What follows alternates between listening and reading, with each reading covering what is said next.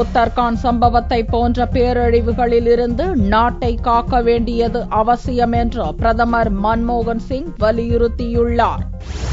தேசிய பேரிடர் மேலாண்மை ஆணையத்தின் 9வது ஆண்டு விழா டெல்லி விஞ்ஞான் பவனில் நடந்தது. விழாவில் பிரதமர் மன்மோகன் சிங் கலந்து கொண்டு பேசும்போது உத்தரகாண்ட் மழை வெள்ளத்தில் சிக்கி 1000க்கும் மேற்பட்டவர்கள் உயிரிழந்த சம்பவத்தை நினைவு கூர்ந்தார்.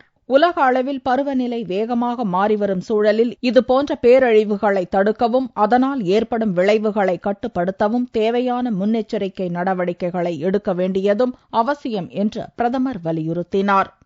It's been about 3.5 months since the massive tragedy in Uttarakhand took place.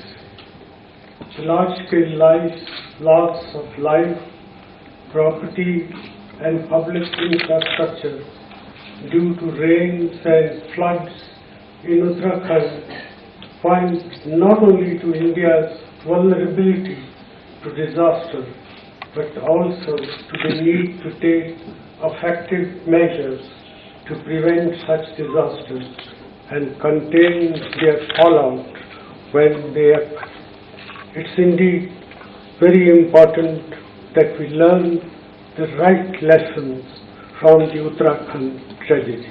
விழாவில் உள்துறை அமைச்சர் சுஷில்குமார் ஷிண்டே பேசும்போது உத்தரகாண்ட் பேய் மழையால் முன் எப்போதும் இல்லாத அளவுக்கு உயிரிழப்பு ஏற்பட்டதாக கூறினார். இமயமலையையொட்டிய மாநிலங்களை ஆளும் அரசுகள் பேரழிவு சம்பவங்களை சமாளிக்கும் வகையில் தயார் நிலையில் இருக்க வேண்டியது அவசியம் என்றும் ஷிண்டே ஆலோசனை கூறினார்.